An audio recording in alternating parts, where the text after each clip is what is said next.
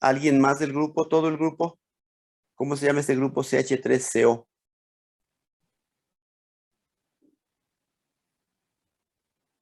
Esto ya lo ¿Acetilo? hemos visto.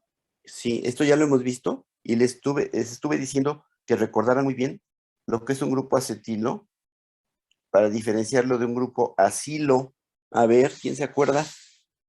¿Cómo se llama este grupo? Entonces acetilo, ya contestó ahorita esta Mariana Mora. No, contestó ahorita Marina Pérez Dávila, ¿verdad? Sí. Entonces, este es un grupo acetilo. ¿Cuál es la diferencia entre un grupo acetilo y un grupo acilo?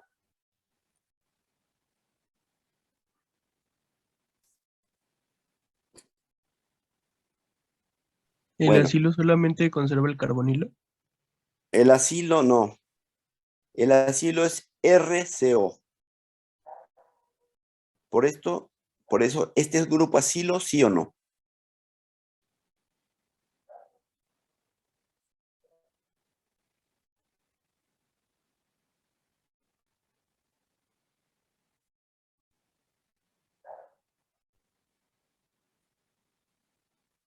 Esto es como ácido acético. Esto es un acetilo. El monosacárido se llama primero glucosamina, pero está acetilada. ¿Y dónde está acetilada? ¿En cualquier hidroxilo? No, está acetilada en el grupo amino. Por eso se llama N-acetil glucosamina. Aquí es lo mismo, igual, igual. Este polímero, muy conocido por los químicos bacteriólogos parasitólogos, se llama quitina, porque es el polímero estructural de los hongos, de la mayoría de los hongos, la quitina. También es componente del caparazón de crustáceos, insectos, crustáceos, etc. Es un polímero que se parece mucho a la celulosa en estructuras idénticos, excepto que tiene, en lugar de un OH libre, tiene un amino y además está acetilado. Eso hace que este polímero y este sean estructurales los dos, porque los dos forman fibras lineales, como ven aquí. Este es un poquito más hidrofóbico, porque como ven, tiene el OH no puede formar tan buenos puentes de hidrógeno, está acetilado. Entonces tiene un grupo metilo aquí. Entonces eso lo hace un poquito más hidrofóbico. Así son los caparazones de los insectos y todo esto, de los crustáceos. Bueno, entonces la celulosa y la quitina son prácticamente la misma historia, nada más que uno es glucosa y otro es glucosamina N-acetilada. ¿De acuerdo? Bueno, entonces, las cadenas, voy a leer aquí, las cadenas lineales de celulosa se adosan lado a lado, formando, vamos a ver acá abajo, haces. ¿Qué es lo que sucede entonces? Este es un polímero. ¿Qué tan solubles son los monosacáridos en agua? ¿Quién se acuerda? Un monosacárido, vamos a recordarlo. Muy soluble. Muy Ajá. soluble. Los monosacáridos son muy solubles en agua. ¿Por qué? Aquí. O los disacáridos también son muy solubles. Todos esos son muy solubles. ¿Por qué es muy soluble un monosacárido? Porque tiene disponibles átomos electronegativos, en este caso pues son los oxígenos y pueden formar puentes de hidrógeno bueno, interactuar con el agua, ¿no? Ajá. Tiene muchos grupos para formar puentes de hidrógeno. ¿De acuerdo? Esta es glucosamina, pero imagínense que fuera glucosa, es lo mismo. También forma puentes de hidrógeno. Todos estos son excelentes formadores de puentes de hidrógeno. Y tiene un montón. Entonces son muy solubles en agua. Un disacárido tiene un poquito menos, pero sigue siendo muy hidratable. ¿De acuerdo? Un poquito menos porque cuando se forma el enlace glicosídico, se comprometen dos OHs y se pierden. Entonces, esto ya da un grupo que no forma tan fácilmente puentes de hidrógeno. No tiene hidrógenos para donar, por ejemplo. Un oligosacárido todavía tiene menos OHs libres. Están comprometidos aquí uno y aquí otro más. Un polisacárido, naturalmente que tiene muy pocos hidroxilos libres, porque vean cómo está comprometido aquí 2 OH. Pero como esta molécula es lineal, se va a adosar con otra molécula, lado a lado, y van a puentearse. Entonces, de los pocos hidroxilos que le quedan, se van a perder porque se van a asociar lado a lado las cadenas. Y lo mismo que pasa acá abajo, ocurriría aquí arriba. Entonces, estos OH se van a comprometer en más puentes de hidrógeno, pero entre las cadenas. El agua ya no va a entrar, por eso la celulosa no es soluble en agua. Aquí tenemos cadenas de celulosa. Todo el tiempo para verlas bien hay que darle vuelta a un residuo, ¿lo ven? Este es normal, este al revés, normal, etc. Y ahora vean los puentes de hidrógeno que se forman entre cadenas. ¿Cuál es la unidad estructural de la celulosa? Este disacárido. ¿Por qué digo que es la unidad estructural? Porque es este disacárido polimerizado el que constituye la celulosa. Y este disacárido, que es un disacárido de glucosas en unión beta 1,4, se llama celobiosa. Celo por celulosa, biosa porque tiene dos carbohidratos. Ya se fijaron que la terminación de los carbohidratos es normalmente en osa, ¿no? Como glucosa, sacarosa, maltosa, lactosa, etcétera, etcétera. La terminación osa quiere decir carbohidrato. Bueno, pues la celulosa se adosa así, cadenas lado a lado, y forma realmente una estructura tridimensional, como se ve aquí. Las cadenas se adosan lado a lado y se enciman una lámina sobre otra lámina. Eso hace, pues, que las cadenas de celulosa o la celulosa se agrupe en capas, lo que permite formar las paredes celulares con mucha resistencia. Aquí no entra el agua, porque todos los puentes de hidrógeno que se podían formar, se forman, primero se pierden algunos al formarse el polímero, y luego se puentean. Ya ven, aquí están los puentes que les marcaba, ¿se acuerdan? Que les marcaba los puentes en la celulosa. Bueno, aquí se van a apilar lado a lado. Este es el puente oxídico y este es el OH3. Aquí igual puente oxídico OH3, puente oxídico OH3. Entonces, la celulosa es, pues, por eso un polímero estructural, porque puede formar capas que pueden recubrir las células, ¿de acuerdo? Y polímeros parecidos a esos, también estructurales, serían, aquí está desde luego la celulosa, que ya conocemos, la quitina, que es poli-N-acetilglucosamina, o N-acetilglucosamino glucana 1,4, beta. Una beta 1,4 acetilglucosamina, N-acetilglucosamino glucana. ¿Correcto? ¿Cómo es el trabalenguas? ¿Cómo se llama el polímero otra vez? ¿Quién dice?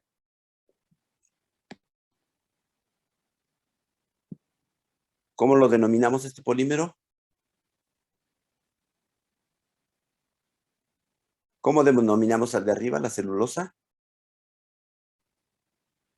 Era glucana beta 1,4. Correcto. Glucana beta 1,4. ¿Y a este? Glucosamina N-acetilado. ¿Se sigue diciendo el beta 1,4? ¿Sigue habiendo uniones beta 1,4 o no? Sí. Sí, entonces tiene que decir a fuerza, pero se dice al final. O al principio es una beta 1,4.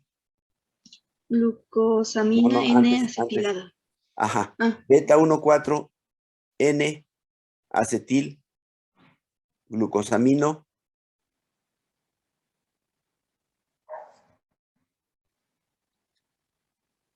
glucana.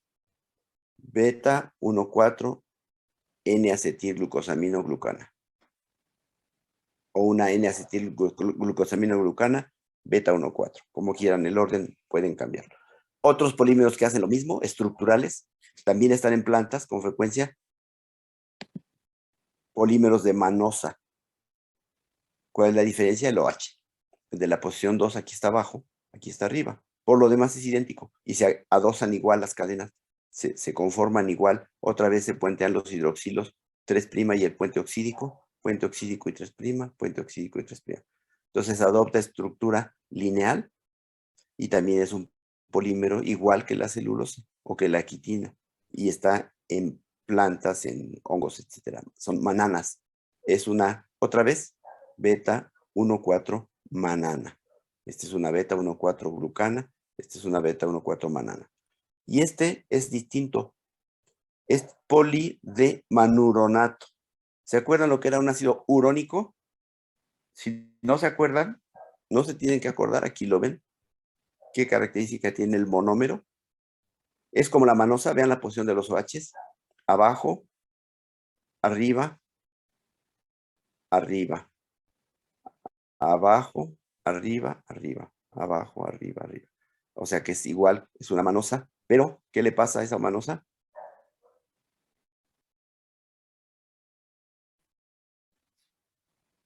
Tiene un grupo carboxilo en lugar de un PHOH. O sea que está, el carbono 6 está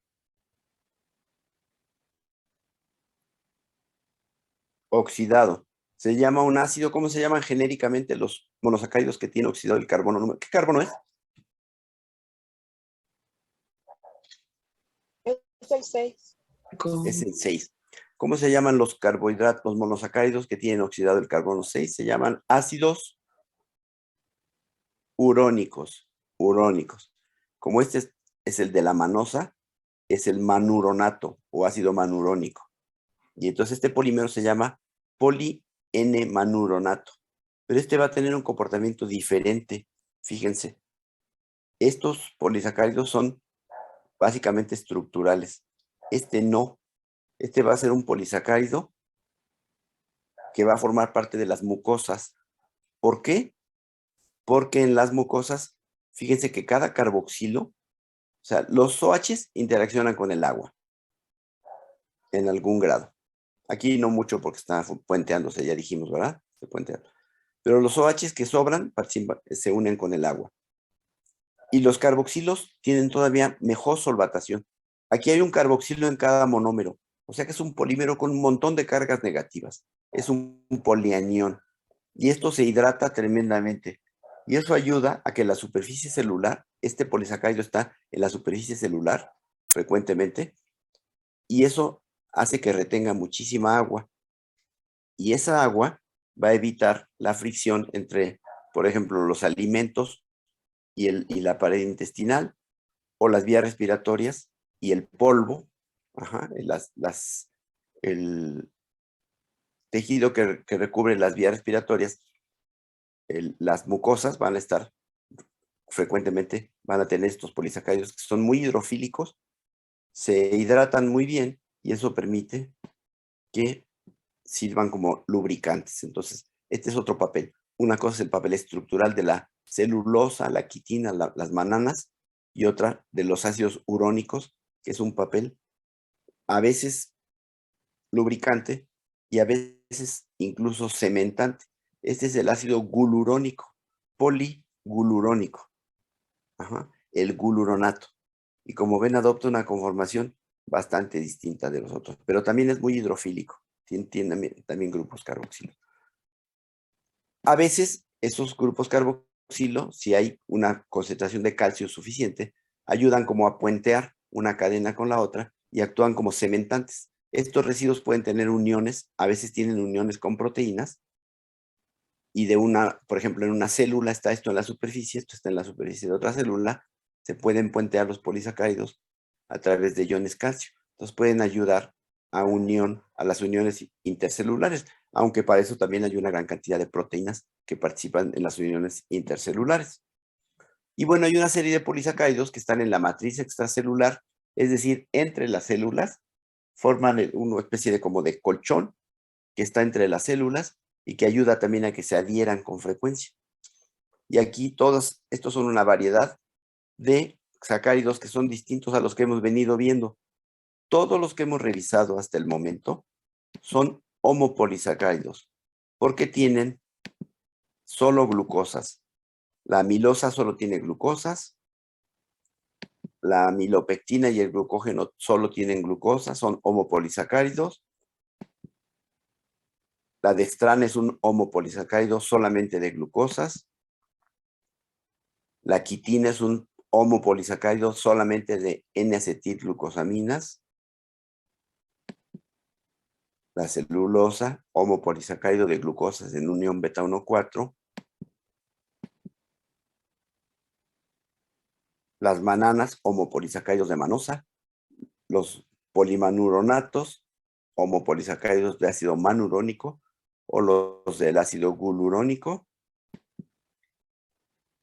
Estos también son los mismos. Y estos son heteropolisacáridos. Y también son mucopolisacáridos porque también son muy hidrofílicos. ¿Y por qué son muy hidrofílicos? Porque vean este.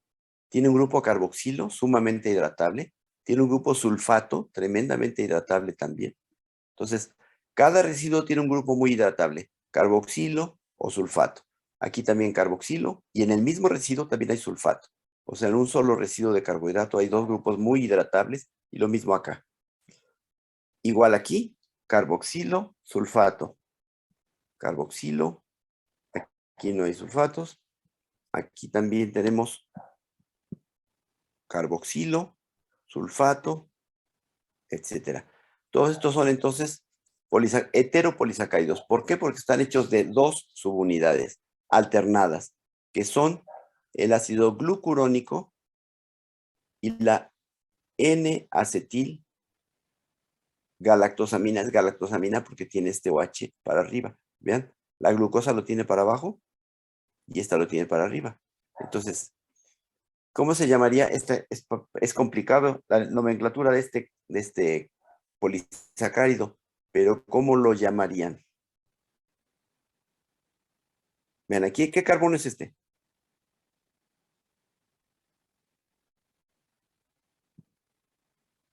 Ahí lo dice. Carbono El 4. 4. El 4. 1, 2, 3, 4. ¿Y este? El 3. El 3. Entonces, ¿cómo se llamaría técnicamente este polisacárido?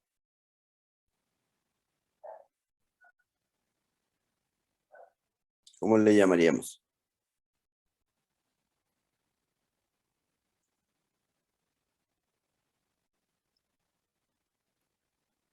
¿Cuál es el residuo que lo constituye?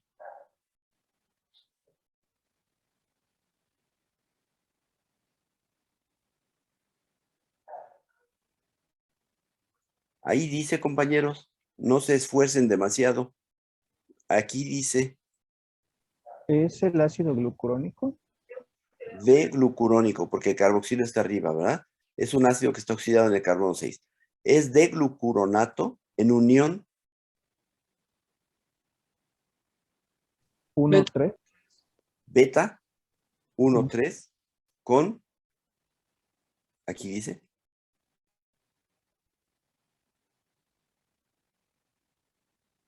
N-acetil. Dijimos que esto es galactosa con el OH para arriba. N-acetil galactosamina. ¿Qué? ¿No se oye?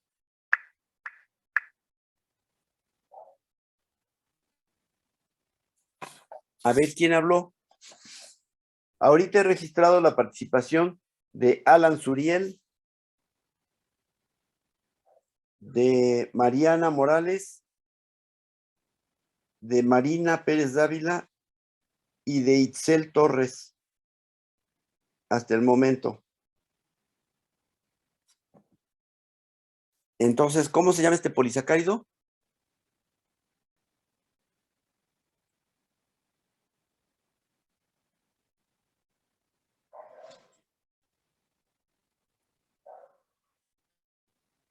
Equivóquense, digan un nombre y equivóquense, no se preocupen, no va a pasar nada. Lo peor es que ni siquiera lo intentemos.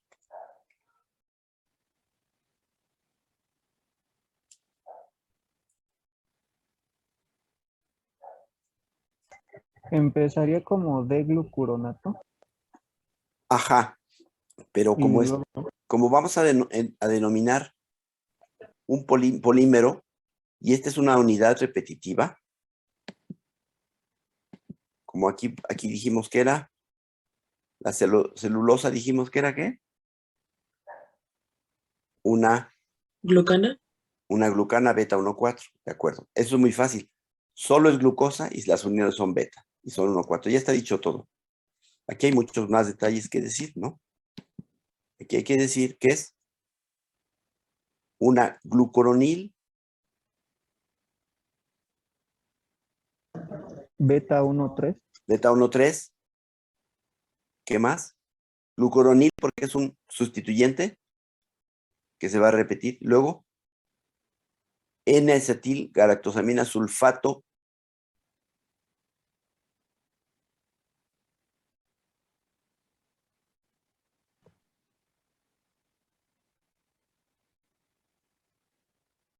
glucuronil beta 1,3 N-acetil galactosaminas 4-sulfato beta 1,4. Vean la unión, aquí es. Sí está claro que esto se va a repetir. Entonces, esto va pegado acá. Esto nomás son dos unidades, pero son miles. Entonces, es una glucuronil beta 1,3 N-acetil galactosamino 4-sulfato beta 1,4 glicana. ¿Sí? Glicana. ¿Sí, compañera? ¿Querías hablar? No, sí, profesor. Ya no. Y este pues es lo mismo, nada más que tiene glucurónico en unión ¿qué? Alfa 1,4. alfa 1,4 glucuronil 2-sulfato, no se les olvide, cuando tienen grupos especiales, fíjense, grupos sulfato, grupos N-acetilglucosamino, o a veces solamente grupo amino. Este se llama, ¿se fijaron que estos eran sulfato? ¿Qué decía aquí? 4-sulfato, ¿se fijaron? ¿Y aquí qué dice? Es sulfato. 6-sulfato sería igual que el 4-sulfato, pero este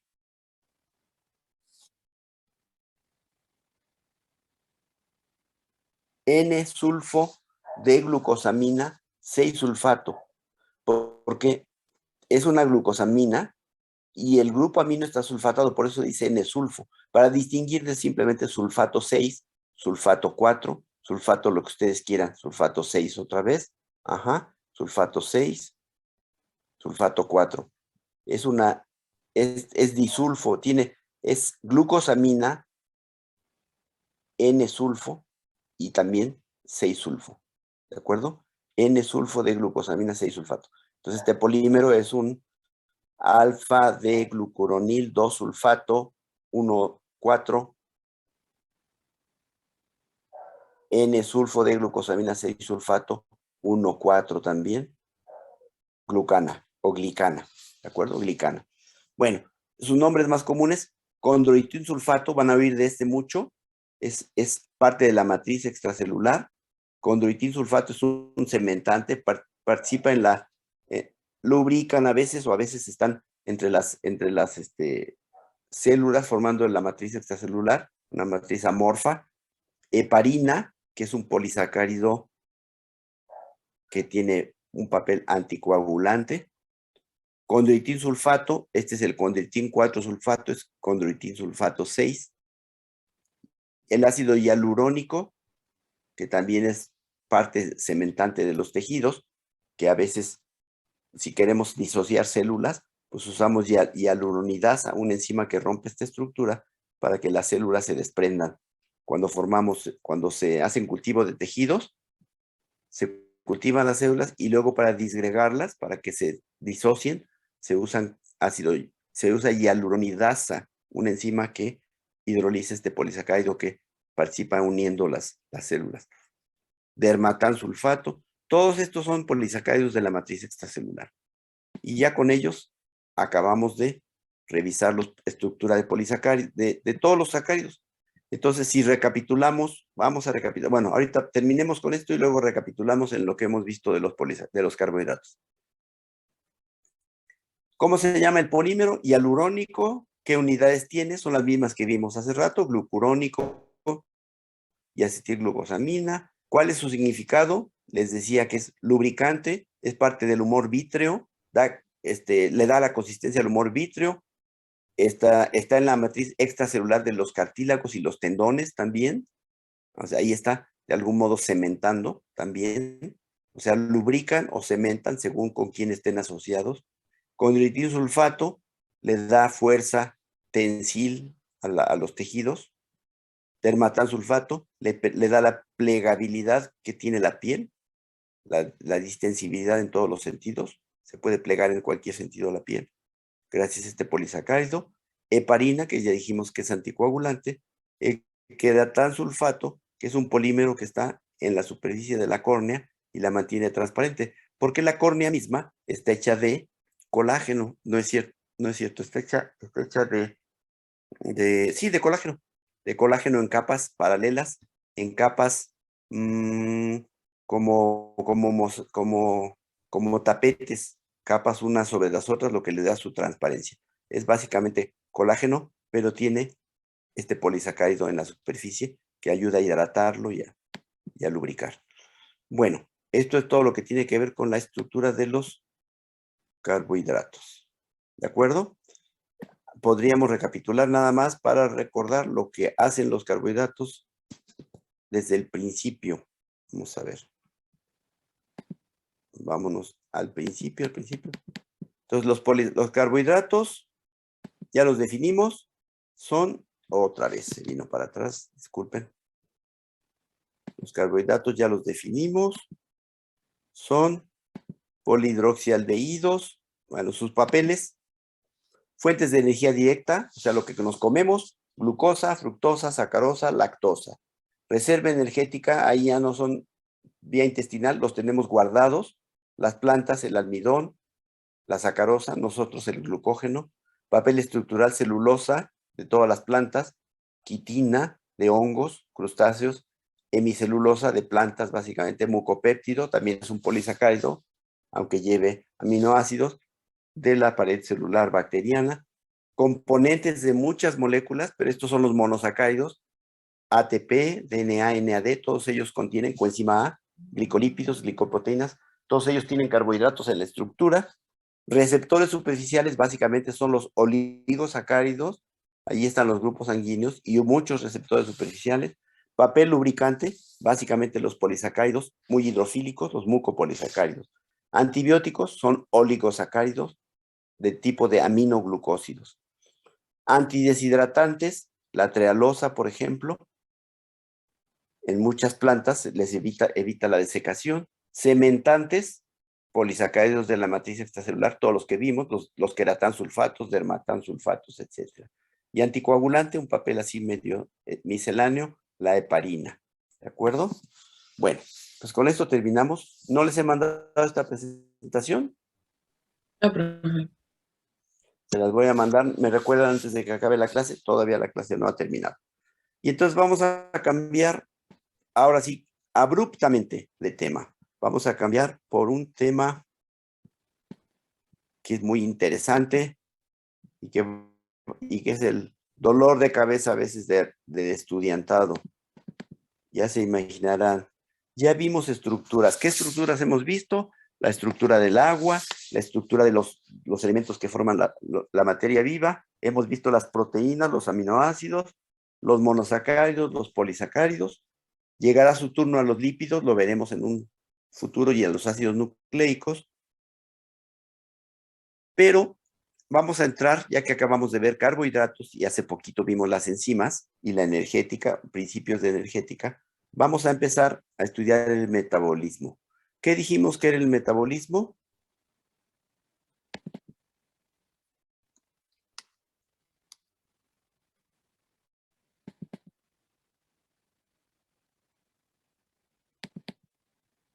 Ya desapareció el grupo completo.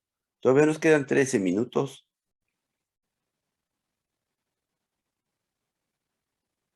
¿Qué dijimos que era el metabolismo?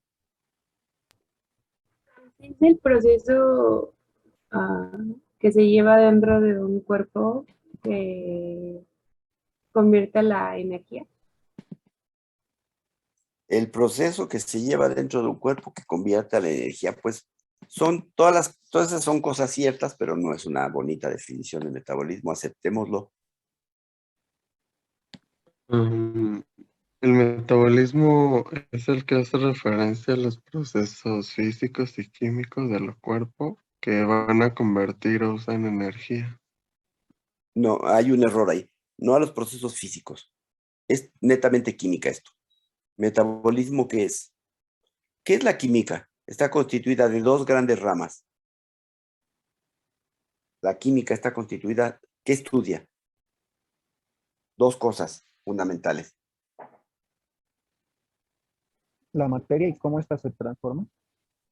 Ajá, o sea, la estructura, cuando dices la materia, la estructura de las moléculas y las reacciones, ¿no? Cómo se transforma, efectivamente. Entonces es pura química, no es físico exactamente. Es básicamente química de lo que estamos hablando. El metabolismo, entonces, es facilísimo definirlo. ¿Quién da una definición? Ya lo Lo podemos, definimos anteriormente, no es nuevo para nosotros. ¿Cuál es? lo podemos ver como el conjunto de reacciones Pues sí, que son, por eso es ejemplo, del todo. catalismo y el Eso es anabolismo. todo. Eso es todo. Conjunto de reacciones que ocurren en algún, a donde quieran delimitarlo. Quieren decir el metabolismo del riñón, el metabolismo del hígado, el metabolismo del organismo completo, el metabolismo de una bacteria. O sea, el conjunto de reacciones que ocurren en algún organismo vivo, en parte de un organismo vivo. Si hablamos del metabolismo de la mitocondria, ¿qué es lo que la mitocondria hace? ¿Qué reacciones hace la mitocondria? Metabolismo del hígado, ¿cuántas reacciones ocurren en el hígado? ¿Qué cosas transforma el hígado? Ajá. ¿A qué se dedica en el contexto del organismo? ¿Cuál es el papel del hígado en cuanto a las reacciones? Eso es el metabolismo exactamente. Entonces, vamos a empezar a revisarlo. Y bueno, para comenzar, vamos a hacer algunas definiciones sobre el metabolismo. Voy a compartir la pantalla otra vez, aunque sea nada más un ratito, ya nos estamos yendo, pero mañana tenemos mucho que hablar, desde luego. Entonces, aquí dice glicolisis, pero vamos a ver un poquito de nociones de metabolismo antes de entrar directo a la glicolisis.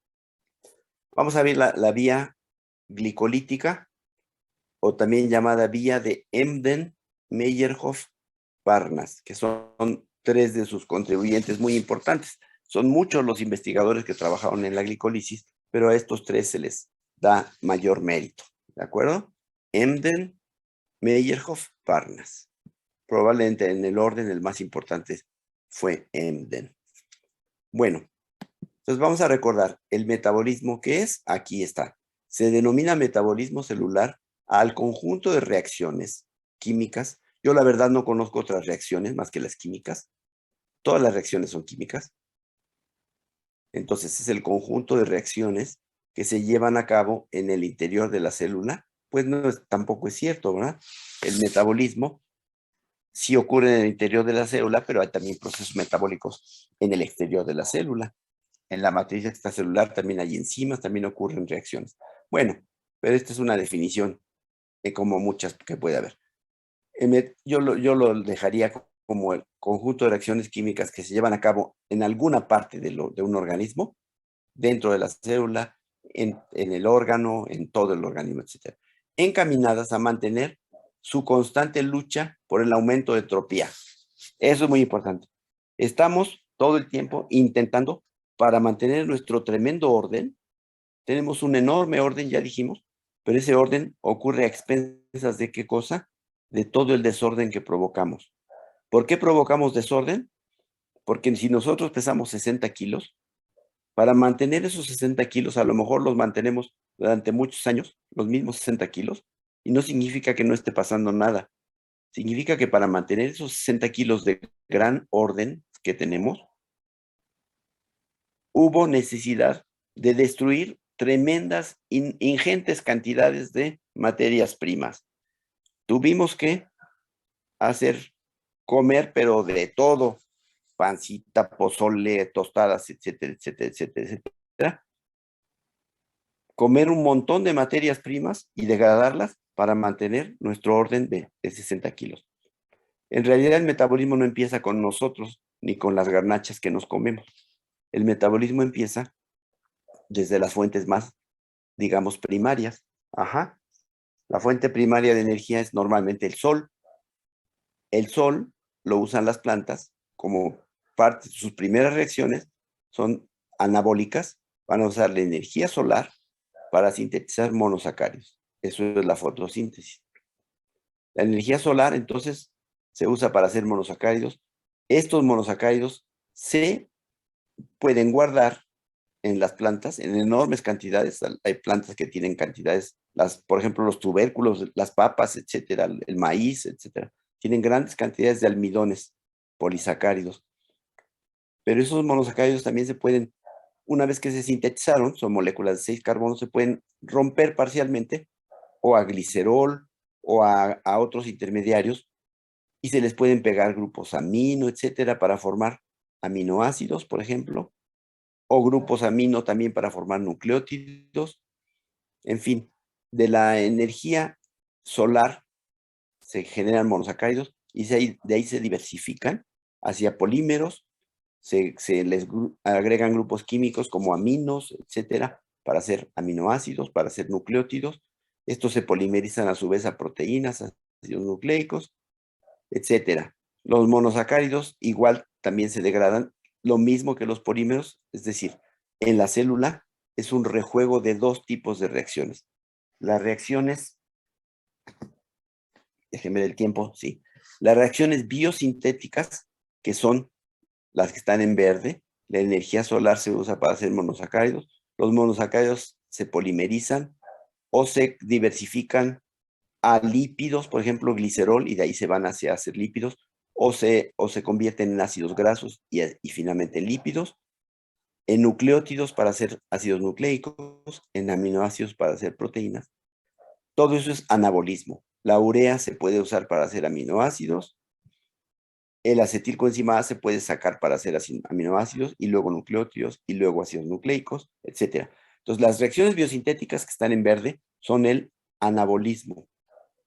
Quiere decir ir de lo más pequeño a lo más complicado, y quiere decir sintetizar moléculas a expensas de energía. ¿De dónde sale la energía primaria? Del sol. Pero después, ¿de dónde sale la energía para, por ejemplo, que nos vayamos de un aminoácido a una proteína? ¿De dónde sale la energía?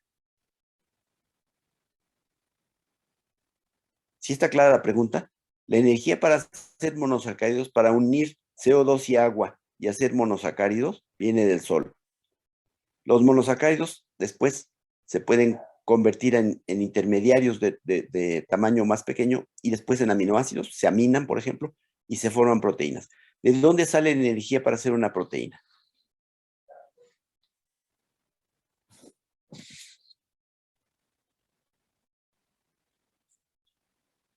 Porque los procesos que están en verde, el anabolismo, requiere energía. Todo lo que está en verde requiere energía. ¿De dónde sale la energía para pasar a un aminoácido a hacerlo un polímero? O para un nucleótido convertirlo en un polímero. ¿De dónde? Sí, en última instancia de las plantas, porque así hicimos los monosacáridos. Ajá, ¿y de dónde sale el ATP?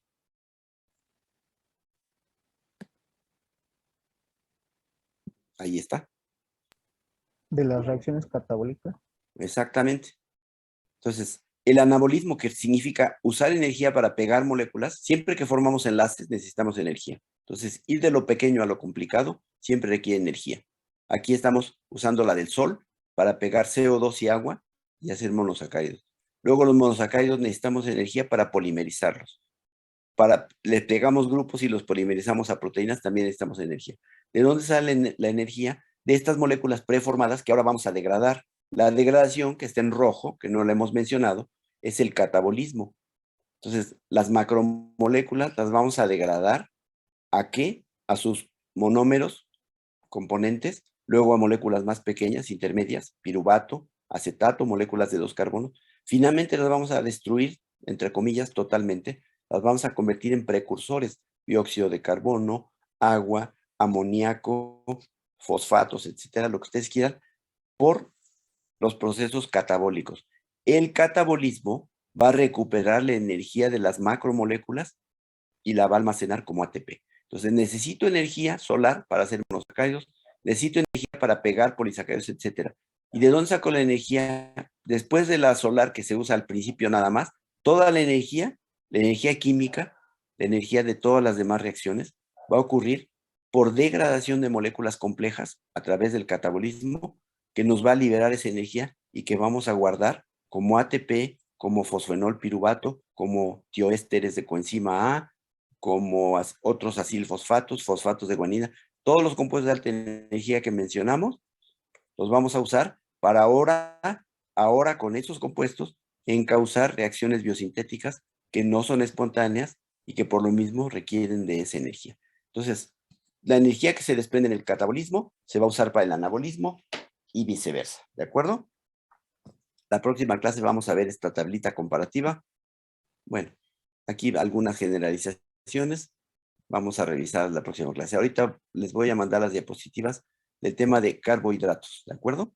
Les puedo mandar también las de glicolisis si hay si la internet me lo permite bien. ¿De acuerdo? Nos estamos viendo mañana. ¿Ya están preparados para el examen del jueves? Espero que sí. Muy bien. Sí, profe, gracias. Ándale, Sí, pues profe, que les vaya gracias. bien. Profe, gracias, hasta luego. Luego.